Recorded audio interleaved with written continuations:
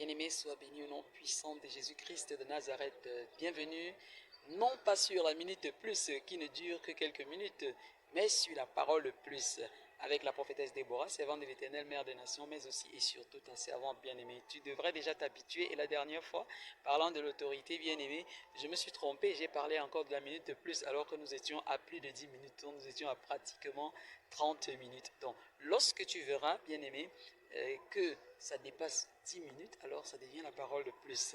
Et si c'est moins de 10 minutes tout au plus 12 à 14 minutes, là c'est la minute de plus. Donc bien aimé, tu vas devoir t'habituer à jongler comme ça entre les deux. La parole de plus, la minute de plus. Mais la parole plus porte plus, c'est-à-dire que vers un enseignement, porte sur un enseignement un peu plus profond. Donc voilà, c'est pour ça que le Seigneur discerne, il distingue. Donc il appelle la parole le plus parce que l'enseignement est plus profond. Oui, bien-aimé, comme promis, je reviens, n'est-ce pas, parler de la deuxième partie. J'ai abordé, n'est-ce pas, le thème sur l'autorité. Et déjà dans la première partie, sur cette toile en bas, bien aimé, tu vas écouter, tu vas voir, j'ai défini l'autorité. Qu'est-ce que c'est que l'autorité?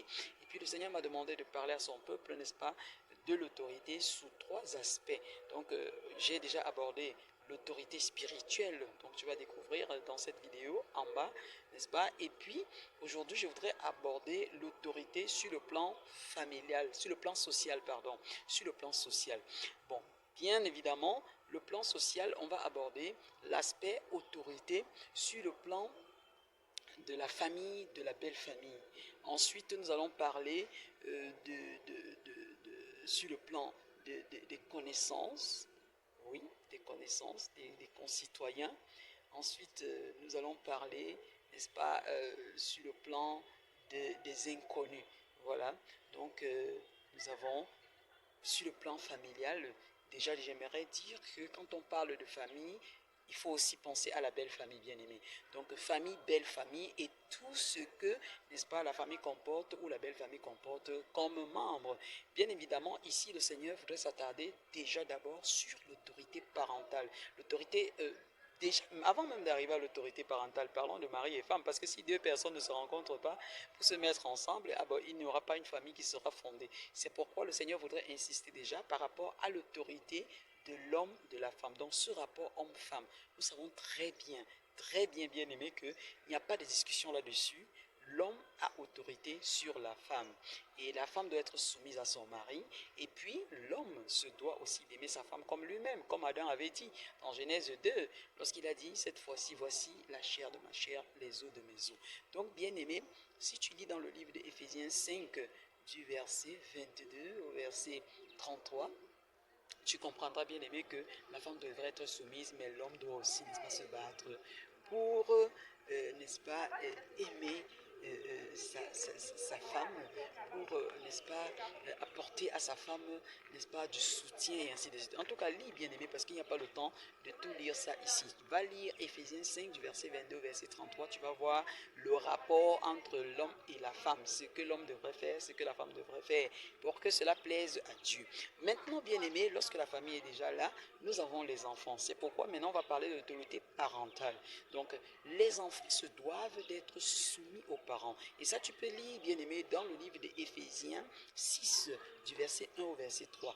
Bien aimé, la Bible rappelle que les enfants doivent honorer leurs parents. D'ailleurs, dans Exode 20, lorsque dans les 10 commandements, le Seigneur dit honore ton père et ta mère, n'est-ce pas, afin que tes jours soient, n'est-ce pas, prolongés et que tu sois béni là où il t'établit. Donc, il répète cela dans le livre d'Éphésiens 6, du verset 1 au verset 3. Donc, il demande aux enfants d'être soumis à leurs parents selon le Seigneur. C'est-à-dire que tes parents ne doivent pas te dire des bêtises qui ne correspondent pas à la parole. Tu appliques bêtement comme ça. Donc, ils doivent te dire des choses et que tu vois ça correspond à la parole de Dieu, la volonté de Dieu, eh bien tu appliques. Ton parent ne va pas te dire il va voler parce que la Bible te demande d'être soumis à ton parent, d'honorer ton parent et tu vas aller voler parce que tu veux honorer ton parent. Non, là ce serait mal comprendre la parole de Dieu bien-aimé. Mais vous devez d'honorer vos parents. Arrêtez d'insulter vos parents, arrêtez d'être hautain vis-à-vis de vos parents, arrêtez de négliger vos parents.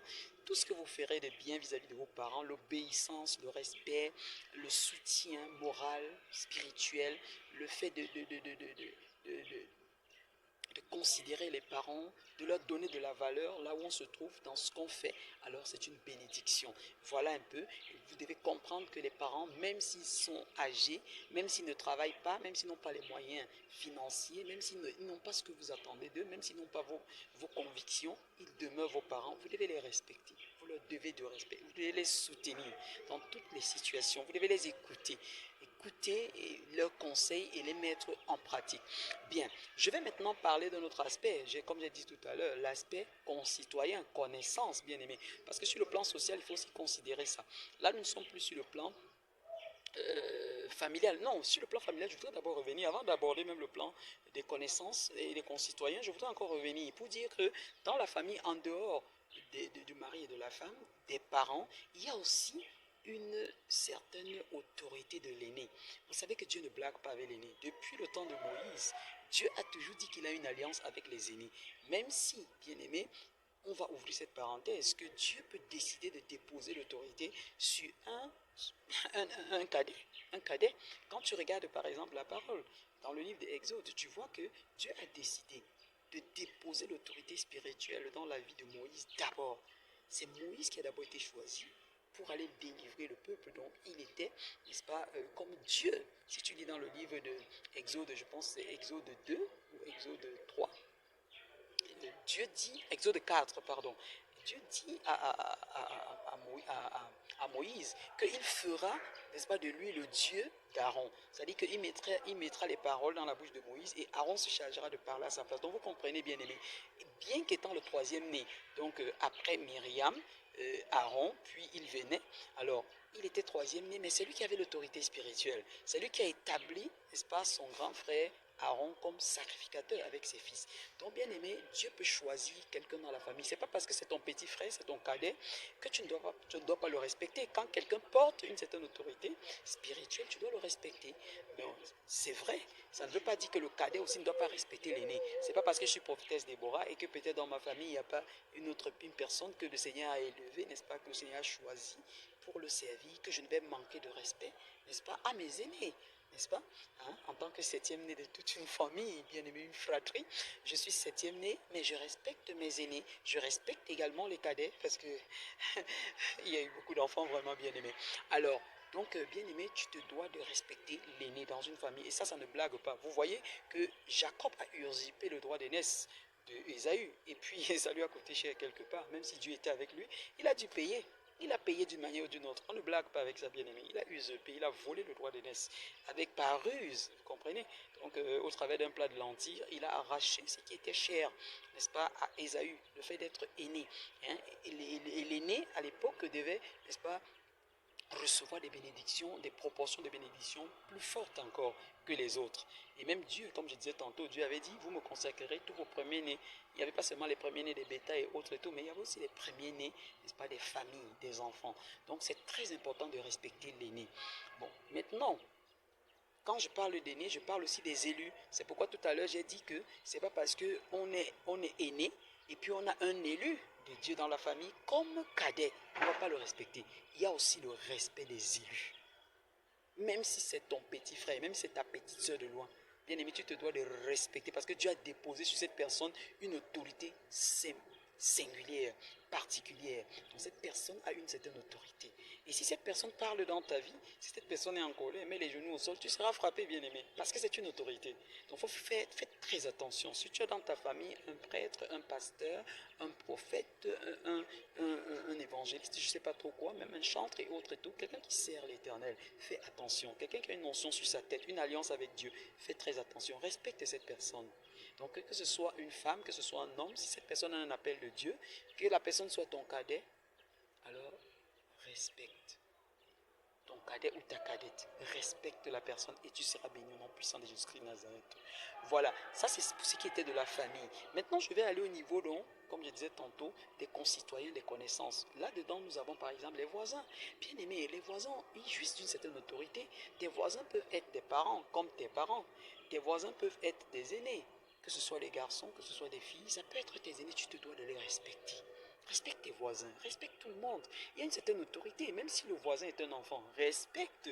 Parce que c'est ton voisin, parce que la Bible dit qu'il est bon, qu'il est doux, qu'il est agréable pour des frères de demeurer ensemble. Mais tu ne vas pas être le genre de personne qui apporte dans les problèmes, les soucis, dans le voisinage et partout. Non, il faut respecter les voisins. N'entre pas chez les voisins n'importe comment. Ne mal parle pas n'importe comment des voisins. Ne va pas te mêler aux problèmes des voisins, des discussions familiales, des discussions entre les frères. Non, non, non, tu dois respecter. N'entre pas chez les voisins, tu vas voler, tu prends ce qui ne t'appartient pas. Non. Respecte les voisins. Quand ils sont dans les soucis, sois avec eux. Quand ils sont dans la joie, sois avec eux. Toujours avec respect. Tu es béni, toi qui comprends, c'est le nom puissant de Jésus de Nazareth. Et au niveau des connaissances, maintenant, je vais te parler par exemple des camarades de classe bien-aimés. Tes camarades de classe, tu dois les respecter. Par exemple, lorsque tu as un camarade de classe qui est chef de classe, bien-aimé, est-ce que tu penses que c'est parce que vous faites la même classe que tu dois lui adresser la parole n'importe comment? Il y a un respect. Parce que ton chef de classe en ce moment-là est auxiliaire de l'administration de l'établissement dans lequel tu fréquentes. Tu dois respecter ton camarade de classe. Et qui est ton chef de classe? Même si ton camarade de classe a même âge ou alors est même ton cadet ou ta cadette, ou ta camarade de classe, parce que je parle au féminin, pense aussi au féminin lorsque je parle au masculin. Donc, tu dois respecter cette personne, bien-aimée. En respectant cette personne, c'est une autorité établie par le Seigneur. Donc, le Seigneur a voulu qu'on choisisse cette personne en tant que ton chef de classe. Donc, que tu sois son aîné, que tu sois plus fort en classe que cette personne et autres, tout ça ne compte pas. Tu dois respecter cette personne en tant que ton chef de classe parce que cette personne rend compte de toi auprès de l'administration, auprès de la hiérarchie, n'est-ce pas? Voilà, c'est très très très important de respecter les camarades de classe. Donc voilà un peu bien aimé comme ça ce que le Seigneur voulait te dire concernant, n'est-ce pas, l'autorité sur le plan social, grosso modo. Je pense que tu as compris. Je pense que, bien aimé, tu pourras vraiment mettre en application ce que le Dieu de gloire te dit aujourd'hui. Respecte l'autorité, quelle qu'elle soit. Respecte l'autorité, bien-aimé, et le Dieu de gloire te bénira. Voilà, bien-aimé, j'espère que le Seigneur va te bénir. J'espère que tu vas, n'est-ce pas, t'excuser auprès de ceux que tu as blessés dans ton voisinage, dans ta famille, tes parents. Parce qu'en réalité, il y a beaucoup de personnes, je l'ai dit, donc qui sont maudites parce qu'elles n'ont pas respecté l'autorité. Tu as bien suivi, n'est-ce pas, cet enseignement-là concernant l'autorité sur le plan social. Donc, nous devons respecter l'autorité, quel que soit le type d'autorité, parce que nous sommes enfants de Dieu. Si tu veux être enfant de Dieu, tu veux être béni, tu dois respecter ce que le Seigneur te dit. Et le Seigneur insiste dessus parce que beaucoup de personnes ont eu à être maudites, que ce soit par les parents, que ce soit par les beaux-parents, la belle famille, les membres de la famille, les amis, les voisins. Oui, on a vu des voisins qui ont maudit les enfants de leurs voisins. On a vu des gens maudits des connaissances. Et c'est dangereux. Ah oui, il y a un aspect que j'allais oublier de nous. Oh là là! Concernant l'autorité sociale, ah oui, oui, oui, oui, je reviens dessus. Il y a les inconnus, il ne faut pas blaguer. Faut pas blaguer, faut pas blaguer, bien aimé. Imagine-toi un peu que dans le livre de 1 roi 17, Élie avec la veuve de Sarepta. Si la veuve de Sarepta avait pris Élie comme un étranger, dont elle s'était fichée pas mal, si elle ne l'avait pas respecté, elle ne l'avait pas reçu, elle n'avait pas écouté quand il lui avait demandé à manger et à boire, bien aimé, elle n'aurait pas été bénie. La veuve de Sarepta a été bénie. Elle a subi, comment je vais dire, elle a expérimenté le miracle de la multiplication. Après avoir pris du peu qui lui restait pour faire à manger au prophète Élie. Elle ne savait même pas que c'était un prophète. Et quand son fils est décédé, bien aimé, et que elle était indignée, elle a demandé à l'homme de Dieu, mais comment tu es venu me rappeler mes péchés et autres tout? Élie a prié, il s'est couché, je pense que 7 fois sur l'enfant, et l'enfant est revenu à la vie. Et elle a dit, à partir de là, je sais maintenant que vous êtes un vrai homme de Dieu. Donc, bien aimé, respecte les inconnus. En respectant les inconnus, tu peux recevoir des anges de Dieu sans savoir, des anges sous forme humaine. Regarde encore la femme samaritaine dans le livre de Jean 4 avec Jésus-Christ de Nazareth. Elle a respecté un inconnu qui lui a demandé à boire. Et puis, il s'en est suivi une conversation. Elle a dit, ah, nous les Samaritains là, est-ce que les Juifs, les Israélites et les Juifs, ils parlent même avec nous? Et ils nous simplifient, nous sommes de la saleté pour eux. Comment vous pouvez me demander de l'eau alors que vous êtes Juifs et tout et tout? Et puis, il y a eu une conversation, il a prophétisé dans sa vie, il lui a dit des choses. Et puis, elle est allée, toute joyeuse, annoncer à tout le village qu'elle a vu le Messie, qu'elle a vu quelqu'un qui lui a tout dit. Puis, plus tard, ils sont venus, ils ont écouté l'enseignement de Jésus. Ils se sont rendus compte qu'il s'agissait du Seigneur. Donc, bien aimé, respecte les inconnus. Quand tu rencontres un inconnu sur le chemin, respecte-le. Adresse-toi à lui avec respect. Je vous en prie, bonjour, s'il vous plaît, vous pouvez me donner l'heure. Il y a des gens, vous pouvez avoir l'heure là. Mais bien aimé, salue la personne, respecte la personne. C'est une grand-mère qui vend ses arachides au bord de la route. Respecte la personne. Donc, que ce soit un inconnu, sois toujours, comment on dit ça, courtois, n'est-ce pas, respectueux, n'est-ce pas, adresse-toi à la personne avec beaucoup d'égards. Oui, c'est très important. Donc, pas seulement dans ta famille. Donc, tes connaissances, tes amis, tes camarades de classe, adresse-toi à eux avec respect. Et lorsque ils te font quelque chose qui ne va pas, exprime-toi, mais en respectant, n'insulte pas les gens. N'insulte pas les gens. Et lorsque tu leur as fait quelque chose, tu leur as causé du tort, du dommage, apprends à t'excuser. Voilà, c'est ça le respect de l'autorité. Et toi aussi, on te respectera. Fais à autrui ce que tu voudrais qu'on te fasse bien aimer. Voilà, c'était bon. Je pense que j'ai fait les contours parce que le Saint-Esprit m'a rappelé que j'avais oublié cet aspect. J'ai fait un peu le tour, n'est-ce pas, du sujet concernant l'autorité sociale. N'hésite pas à mettre ton commentaire, bien aimé, au bas de cette vidéo. Si jamais le Seigneur t'inspire quelque chose, si tu as un passage pour appuyer, n'est-ce pas, ce qui a été dit.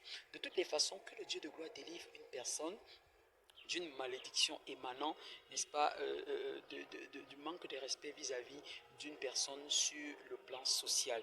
Tous ceux que j'ai cités là, que le Dieu de gloire te pardonne. Toi qui as eu à avoir des accrochages avec ta belle famille, avec tes beaux-parents, que le Dieu de gloire t'en délivre. Va demander pardon si tu as blessé de ta belle-mère, si tu as blessé ton beau-père, si tu as blessé un beau-frère, une belle-sœur, va demander pardon. Si tu as blessé un camarade, une camarade, va demander pardon. Si tu as blessé un voisin, une voisine, demande pardon. Prochainement, si tu bascules, si tu bouscules le panier d'un inconnu, si tu bouscules un inconnu, apprends à t'excuser. Si tu veux demander quelque chose, un service à une personne, à un inconnu, apprends à t'excuser. Même avec tes amis bien-aimés, ne manque pas de garder ce respect-là. Parce que même tes amis sont des autorités. Dieu peut les utiliser puissamment dans ta vie. Et si tu manques de respect à tes amis, parce que je te dis c'est mes amis AK, mes complices, mes amis, parce que je fais la différence entre camarades de classe et amis. Amis, c'est un peu plus intime. Si tu ne les respectes pas, Dieu ne va pas te bénir. Donc, que vraiment un ami duquel tu as été séparé à cause de ta mauvaise attitude, vraiment que Dieu touche son cœur et que cette personne revienne à de meilleurs sentiments au nom puissant de Jésus-Christ de Nazareth. Voilà, bien-aimé, tu es béni. À la prochaine parole, plus s'il plaît à Dieu. Bye bye. Like, partage pour la gloire de Dieu parce que ça peut aider quelqu'un quelque part. Ça, c'est important de rappeler un certain nombre de choses. Sois béni et à très très bientôt. Bye bye.